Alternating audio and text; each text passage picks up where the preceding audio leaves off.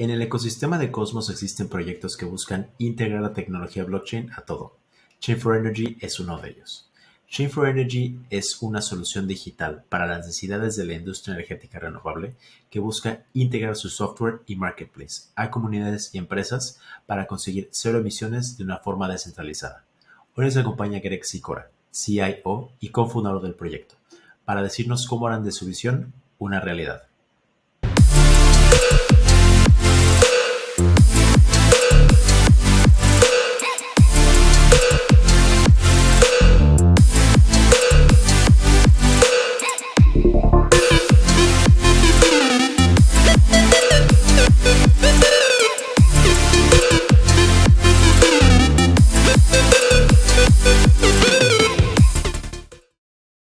Hello, everyone. Welcome once again to another episode of Criptomonedas.do. Thank you so much for making us part of the start of your week. As always, we strive to bring people that are making an impact in the crypto space, whether that be developers, investors, or entrepreneurs. Today, we have the pleasure of once again having someone that has shared some time with us. And if you're following us on Instagram and on YouTube, you've probably seen a small clip about this man's project. His name is Greg Sikora. He's co-founder and CIO of Chain for Energy, a blockchain-based solution for renewable energies that is looking to leverage the power of blockchain technology to create an RES marketplace to accelerate the transition in a global landscape dominated by central providers. Greg, welcome to the program. Hello, thanks for having me here. It's my pleasure. It's so good to see you again. I know we've been trying to coordinate this interview for the good better part of 2 months since we came back from Cosmoverse. So I'm really excited that we finally get to do this.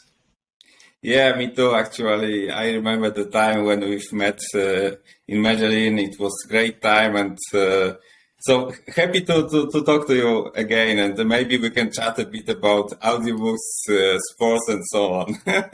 Absolutely, yeah. I remember for everyone to know. So the way that Greg and I met, we were just standing right next to the bar with the mocktails in Cosmoverse, and I just looked to the right, he looked to the left, and we just started asking questions and just having a great time. And like I said, we recorded a small clip to let people know what Chain for Energy is. But this conversation, the main focus is going to be so that Greg, you can explain a little bit about what Chain for Energy does. Before we get into Chain for Energy, I would just like you to give the audience a description of who you are, like who is Greg Sikora? Okay.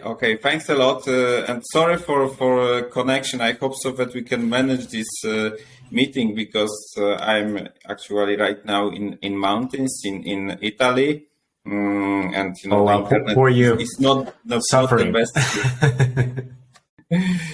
Okay, so my name is Greg. I'm, as you mentioned, co-founder and CIO of Chain for Energy, and I am in the development space more than 20 years. I started my career in telecommunication and was working more than 16 years for the Deutsche Telekom Group in different places. Working in different NatCos and as well doing and leading some projects at group level. Then I moved to US-based startup in the space of communication platform as a service, which was then acquired by Mavenir, one of the key player in this space in over the world. And since I don't know, 2016 or so, together with Dominic, who you met in Medellin, and Pavel Boreski, who is CTO of our company, we are building together on one hand side services in the telco, which is our company OVO, and on the other hand, Chain for Energy is our new baby, which is about energy and blockchain, and we are mixing two exciting topics in one place. Yeah, absolutely. I think that's what pretty much started our conversation back in Medellin. Unfortunately, Dominic is not able to join us today, but like you said, we had the pleasure of having lots of conversations, and just the entire team of Chain for Energy. You guys are all super passionate about what you do, and I could really see your commitment with what you're doing. So can you give people a little bit of an in-depth vision of what Chain for Energy is, and how did you come to create this project? Because you say that you come from the telecom industry. That's probably where you met Dominic, but what made you to join forces or join minds to create this project? Yeah, actually, when you mention about telecommunication, let me give you kind of background. What gave us idea about our project? We are building amazing project based on blockchain for the biggest operator groups like Vodafone, T-Mobile, Deutsche Telekom, Telefonica, and others. And those guys, they wanted to solve the problem of doing settlement of roaming, wholesale roaming agreements, and we were the technology arm behind this project, and together with them we figure out how to utilize distributed ledger technology for solving the problem of man in the middle. And then we said, this is quite amazing. Actually, this is amazing idea, and how to utilize such concept in other markets, and taking into account that we know what is the issue with energy and electricity, what kind of challenges we have in the road towards net zero goal, and currently energy is centralized, and this is a huge problem, and we see that there is amazing opportunity on the market that distributed ledger technology and blockchain can help solve a lot of problems in the energy market. And this is actually where our project started, and we figure out how we can utilize technology for such use cases like energy communities, that people can take responsibility for production, distribution, for production, for utilization, balancing energy at local level. Energy poverty is another huge problem. Energy poverty is understood as if you have to spend more than 10% of your monthly incomes to secure your energy, it means that you are in the state of energy poverty. And this is a huge problem even in developed countries. And network instability. And the last problem, which we identify as a very important, is network security.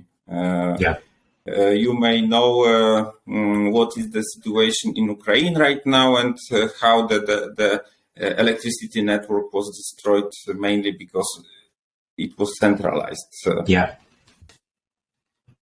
totally. And I think you just touched a really good point. One is that, like you said, energy providers, they're all pretty much centralized, and everything, if not everything, most things are controlled by government entities or something. So it makes it really hard for people to actually take responsibility. And something that I believe we strive to strongly in the blockchain community is to give people the power of choice about which providers they're using. Whenever you're, I don't know, an example is when you're staking your coins, you're choosing which validator you're going to support when you're staking your tokens, or this other subject that you mentioned about people generating their own electricity for their own communities, right? And building like local energy grids. That is really important. And like you mentioned, this subject about energy poverty, it's interesting because I believe we actually brushed this subject a little bit when we were in Colombia, but obviously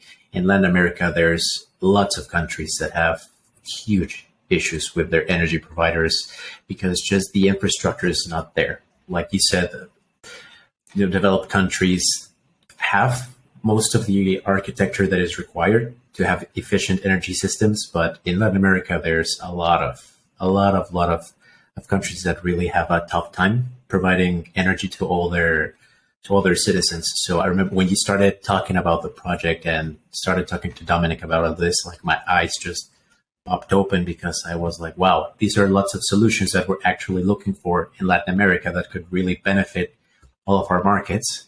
And it's really interesting because, yeah, I just found it fascinating when you were explaining everything that was Chain for Energy. Yeah, exactly. This is actually where we see our space. Frankly speaking, at the stage where we are not able to find so we are not at the position to say, okay, how to solve the issue in Latin America, because our project is like based on some local rules, but we strongly believe that this is the future. It's like, I'm using this analogy, but in my opinion, we are at such stage that it is like 12 years ago when Satoshi introduced Bitcoin. Nobody believed and thought that it can work. Yeah. Right now, we are currently at such stage in energy that everyone thinks this is centralized. We don't have any ability to solve it. It has to be provided by government. But honestly speaking, I see that people can take responsibility and contribute easily. There are some countries, like for instance Lebanon, where I've been in Beirut, and man, this is the capital, and I've seen like a lot of like add-on deployments to secure energy, because they have a lot of outages during the day, and this such situation is over the world, and civil energy is the way how to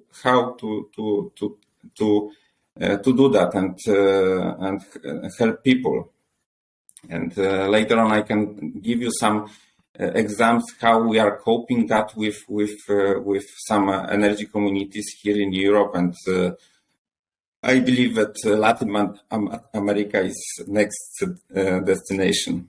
Okay, so, and talking about governance, what's something that's really interesting when I was reading the white paper and everything is that blockchain really gives the ability to lots of projects to just scale to a magnitude that was previously unthinkable. And when it comes to green energy, like you said, there's huge goals from governments, and most countries have this goal, right, of net zero emissions for 2050. But I do believe that the only way that that's going to happen is if people actually take responsibility of all these different decisions. And I remember, like I said, back in Colombia, when you were talking about the green marketplace and everything, it was something really interesting to me. And when I took a deep dive into Chain for Energy's white paper, I was just fascinated for this whole idea of green marketplace and people being able to like pretty much trade energy to solve other people's needs. And there's other projects within the Cosmos ecosystem that are trying to solve other problems not related to green energy, but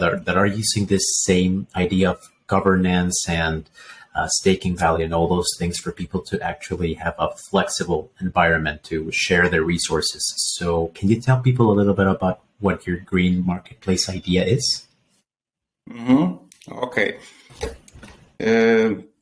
So this is actually the stage where we are.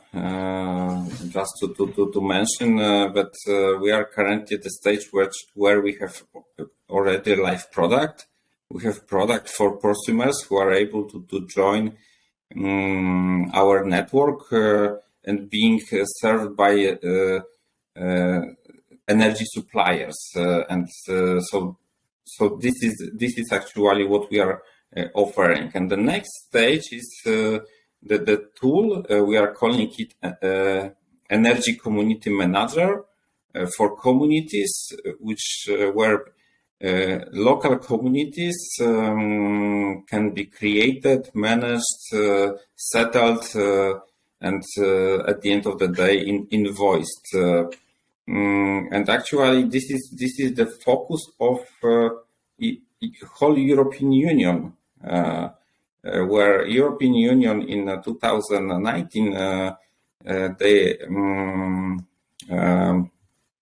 they provided a directive to belonging countries that they should open and enable market for people and individuals and through energy communities. And EU believes that till 2050, even half of European citizens will be part of different kind of energy communities, local clusters, smart grids, and ultimately you as a person could be consumer and prosumer at the same time, and you can produce and consume energy, or use your EV car as a battery and support use case like V2G, vehicle to grid, where you can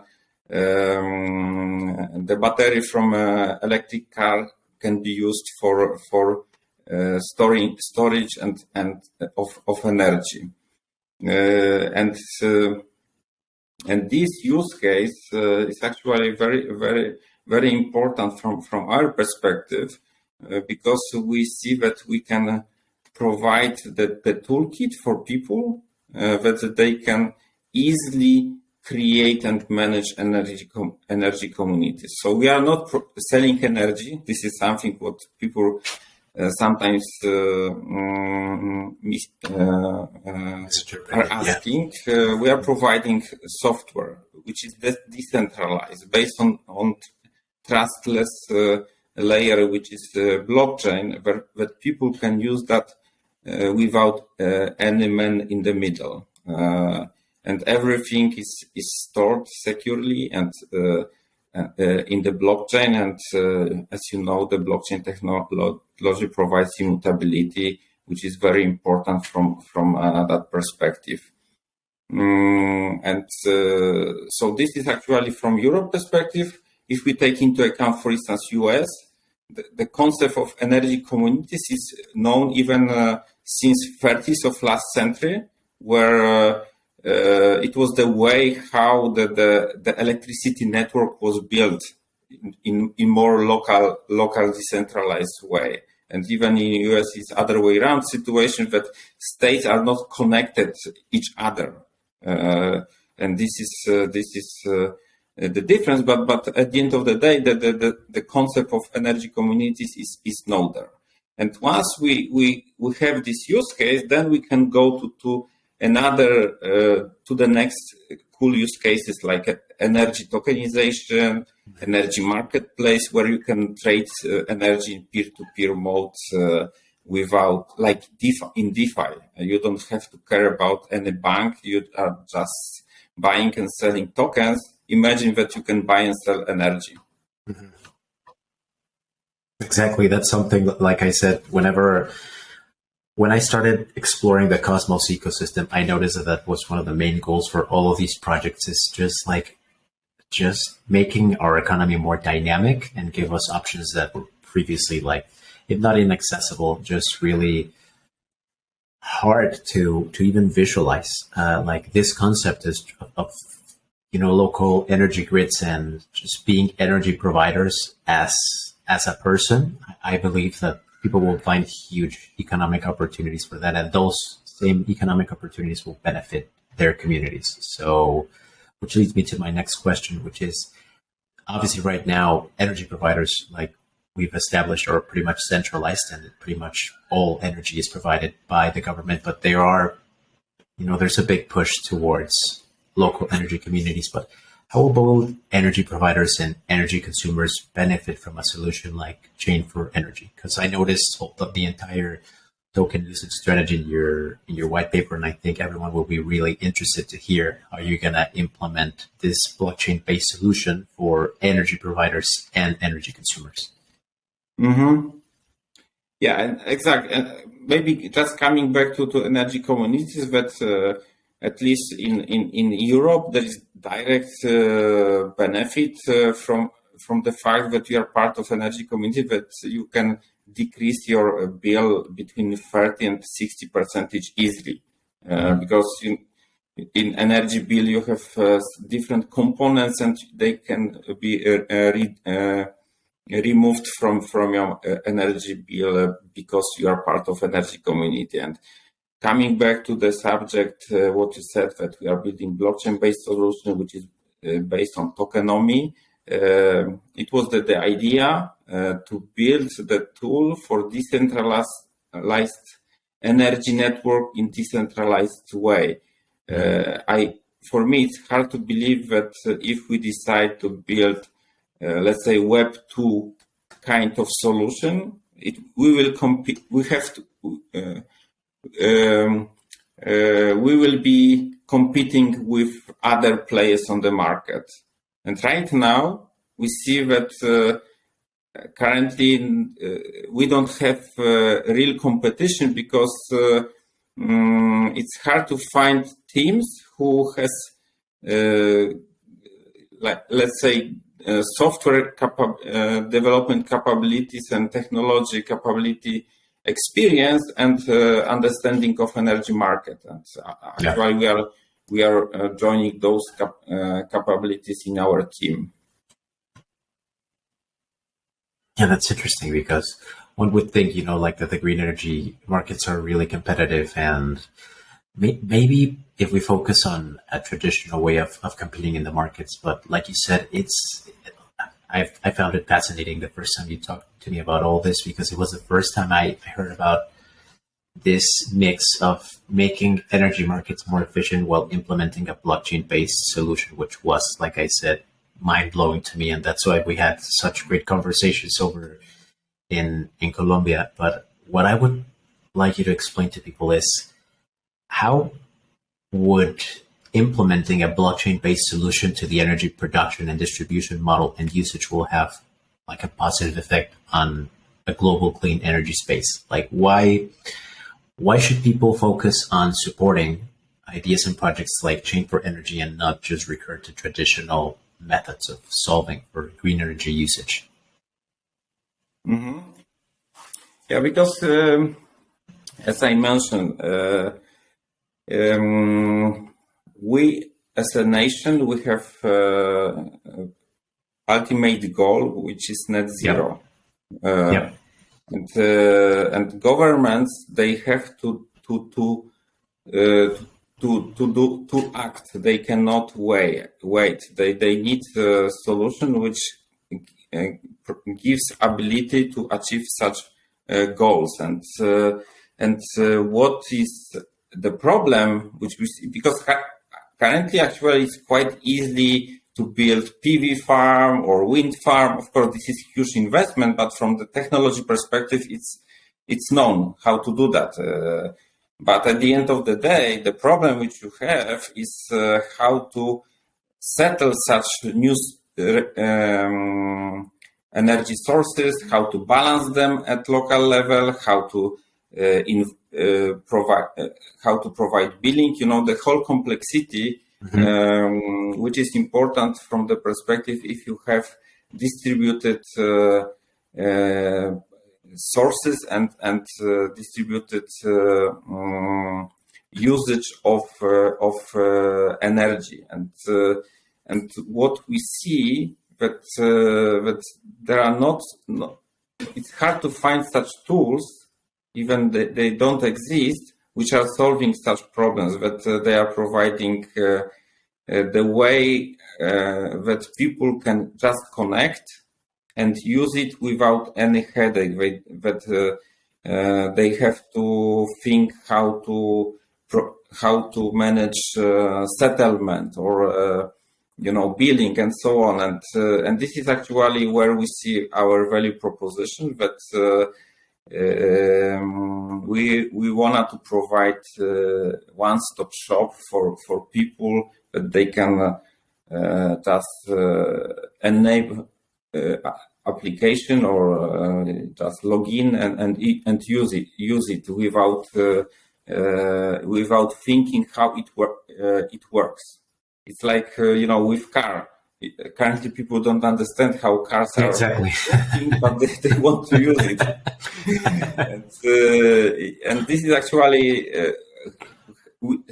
what we see. What is our value proposition? And maybe I wanted to give you some example. We are currently enabling 2 energy communities here in Poland, and the showstopper for them was that they didn't want to grow because the settlement billing was so complicated that if you have like 10 members, this is something what you can manage on a spreadsheet, Excel spreadsheet. But if you have more, it's very complicated and you need software automatization. And of course, as I said, I could provide a Web 2 kind of solution, but then I have to compete with other players. If we give people the solution and they can use it and use tokens for paying for the solution, which actually they can earn for securing the solution, like staking. This is better concept, which is tailored to the Web3 space. Yeah, absolutely. And you were talking about a couple of minutes ago about we're taking this idea that's from the 30s, right? So the like energy being provided locally, and it goes also back to the creation of the idea of cybernetics, which cybernetics are just the implementation of a digital mechanism, or it can be a mental mechanism. But I think that's something that is fundamental in the crypto space, and we've come a long way from that, like you stated at the beginning, when Satoshi, initiated this entire movement. At the beginning, it was complicated. Maybe. Sorry, Diego. One example, which is currently I have in mind. We are here in Italy right now, and our host has PV at roof, and he has two houses. One is like small house where they live, and the other one is which they are renting. And they said that they have PV on roof, and this is for the second house, and they cannot use this energy in the house which I am renting right now. And imagine the situation like currently we are solving. And we did successful proof of concept that you are producing energy in one house. You can tokenize this energy, send token to another house, and use this token to pay for energy.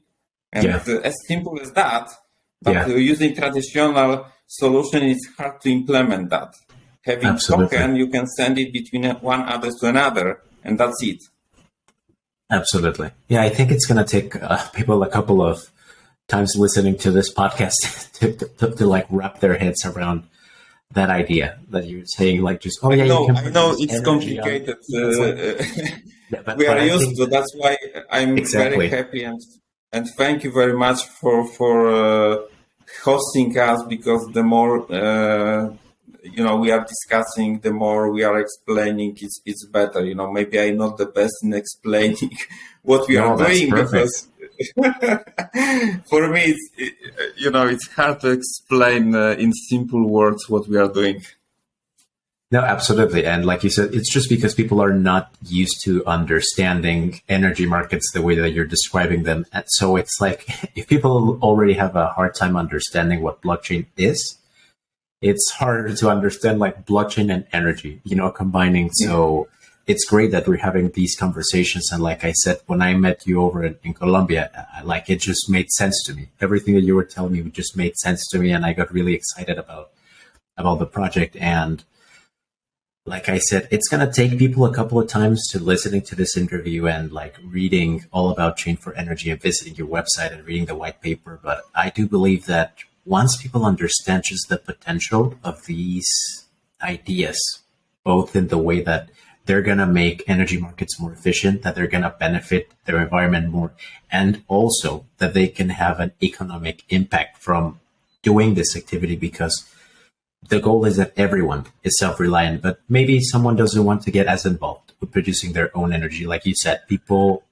don't understand how a car works, but they want to hop on the car and they just want to go where they want to go. So I believe that it's going to be fascinating in a couple of years when these solutions start to get implemented. I think it's going to be incredible. And just like the token usage, like you're describing, that you can produce energy in one house and then you just send the tokens to the other, and then you can later on use this energy, for between one house and the other. It's like I said, it's going to take people a couple of times to understand, like to hear this, to understand. But I believe that everyone will be as excited as I am. And exactly. So sorry for another analogy, but I remember that a friend of mine showed me Bitcoin mining at his laptop. I don't remember when it was, but honestly speaking, I didn't understand what Bitcoin is.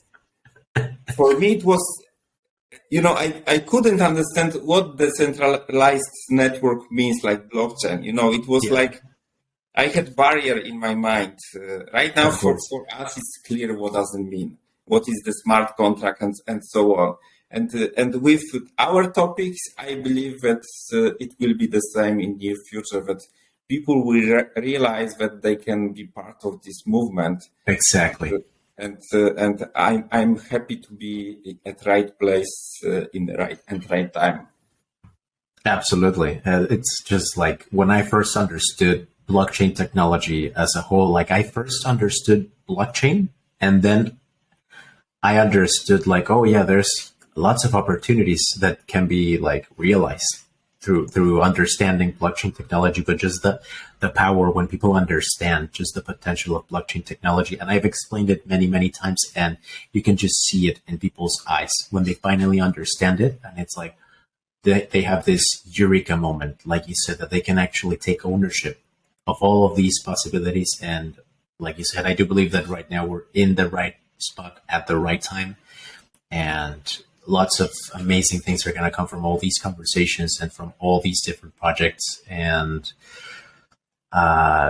just to, like you said, you were mainly focused on the European market at the current time. But like we said, blockchain solutions give people the ability of scaling to all these other places in the world. And all the conferences that we've been to and all these activities help to interconnect us all, right? Like one of our first interviews with Cryptocito, he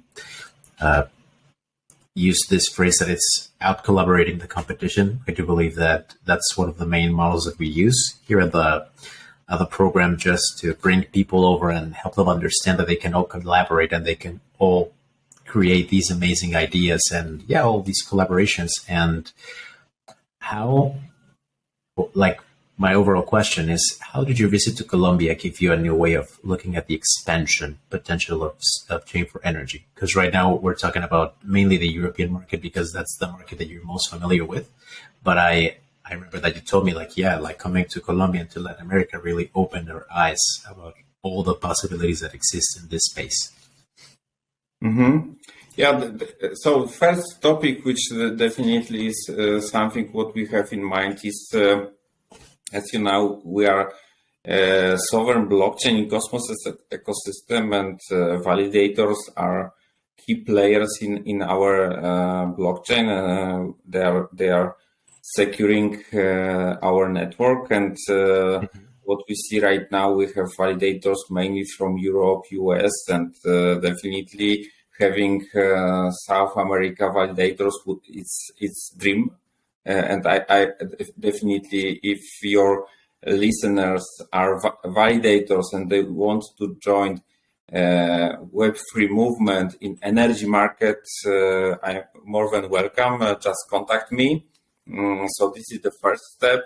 The second step is like once we are a little bit more advanced, we want to enable grant programs for builders who want to experiment and accelerate in the different use cases in energy market, because we as a team we cannot build all use cases ourselves. We wanted to invite other builders to help us to grow. We wanted to build, those Lego building blocks which can be used like in DeFi Lego money. Here will be Lego energy.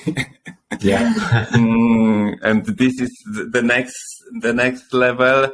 Building community and awareness in Spanish-speaking communities, another idea which we have in mind, because right now we are, let's say, English-based. We are building right now Polish-speaking community, and Spanish-speaking is the next level. Which, as I understand, especially in South America, a lot of people are not speaking English, so it would be very useful for us to have such collaboration. So there are different opportunities, and definitely more than welcome. And this is actually, maybe give me another analogy. When we are speaking about our project and what we are doing, usually it happens that it happens something not expected. And we had a very nice interview in Poland, and after this interview, we found two business partners who were just listening, and they contacted us, and we are thinking about right now doing some cool stuff. And I hope so that based on this interview, we'll find some opportunities at Latin America market.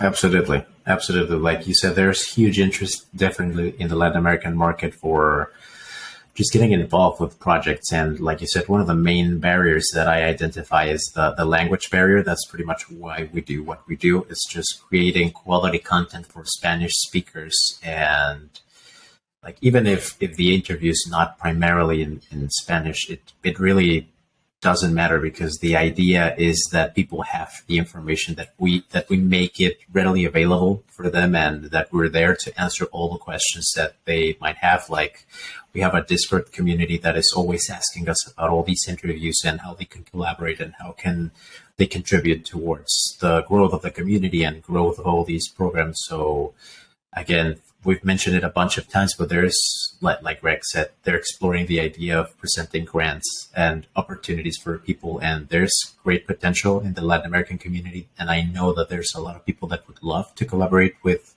Chain for Energy. So just make sure that you follow them on their social media accounts. Follow Greg, follow Greg on Twitter, follow Dominic on Twitter, follow Chain for Energy in all their medias. We're gonna link all the information about the website in this video and in the audio, because that's the only way that we can really make people get engaged with all of this. And of course, there's going to be many business opportunities and partnerships that are going to come from this interview. And Greg, to sort of close the interview, can you maybe let me just mention about what we are doing. So each 2 weeks on Wednesday, it is 5 p.m. 4 p.m. UTC. Okay. So I don't know exactly which time is in your place. We have Twitter space, and we are encourage you guys to join and listen what we are doing, what is the progress in our project. We are sharing updates about our project. We are quite active in Telegram, and right now extending our Discord channel as well. So if you wanna to know what's going on, just join our social media. Of course, absolutely. That's exactly what I was going to ask you. Like, how can people get a hold of this amazing information, and how they can actually interact with you? So thank you for sharing the Twitter Spaces information. Is there any other way in which people can connect with you or with Dominic? Can you repeat, because I had some breaks? Sorry. No worries. That's okay. I was asking that thank you so much for sharing the information about the Twitter Spaces. That's exactly what I was going to ask you next. And I would like to know if there's any other way in which people can engage with you or with Dominic or with the whole Chain for Energy community. Actually, this is what I mentioned, Telegram, Discord, Twitter. We are quite active at Twitter, and there are our main communication channels. Maybe right now I can give you some example. We have Santa Drop, the Gleam contest, and you can grab C4E tokens. And by the way, we will prepare the tool for checking airdrop distribution, which we have in our pipeline, and the distribution of airdrop will be early next year. But it's not the last airdrop which we have in our project, and people who will engage and will be active can have a chance to be selected for following airdrops as well. That's awesome, Greg. Thank you for all the valuable information that you've given the community about Chain for Energy. I would like to close the interview with some rapid fire questions. These are just a couple of questions that you can answer with the first thing that comes to mind. So are you ready for them? Okay. Yes, ready. Awesome. Awesome. Greg, which was the first coin you owned and why? Some break, sorry. No worries. No, that's okay. I didn't hear your question. Sorry. No worries. That's okay. Which was the first coin you ever owned and why? Okay. It was actually Ethereum. Okay. Why? Because, as a newbie, I said Bitcoin is too expensive. I have to buy something cheaper. Yeah. That's a good one. That's a sound logic. Greg, what's your favorite beer? Beer. I love because we have in Poland a lot of great beers. It's hard for me to select one. Like I'm fan of Polish craft beers. Awesome. Polish craft beers. I'll have to go to Poland and get a taste of all those amazing Polish craft beers. Yeah, we have amazing beers, and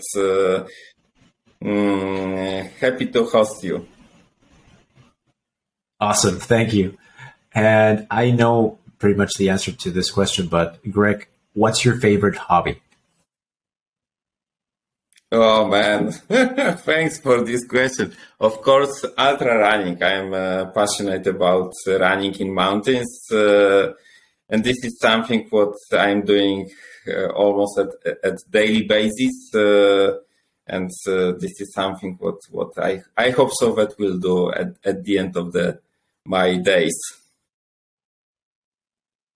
Absolutely. Yeah. I mean, that was a huge part of why we started talking, which was pretty running and ultras and marathons. And this also leads me to my next question, which is, what's your favorite book? Because we had great conversations about books in Colombia. Yeah. I have a lot of good books, but one which I have to come back is the book of Jon Esbo. Is a Norwegian writer who wrote series about Harry Hole, who is detective with very, very tough history, and this is something what I can recommend everyone. And it's like once you start, you cannot stop. Awesome. We'll make sure that we post those books as well below. Greg, if you could choose between flying and being invincible, which one would you choose and why? Flying, because it's like it's something like why I love running in mountains, because once you see this horizon and this nature, you feel that you live, and flying is something like that. The space is something what would help me. Absolutely. And finally, Greg, what do you think the prices of Bitcoin and Atom will be 2 years from today? Oh man. So in 2 years, we still will be at the beginning of bull market. I hope so. I expect that the Bitcoin will be at the level of previous top 65, 69 or so.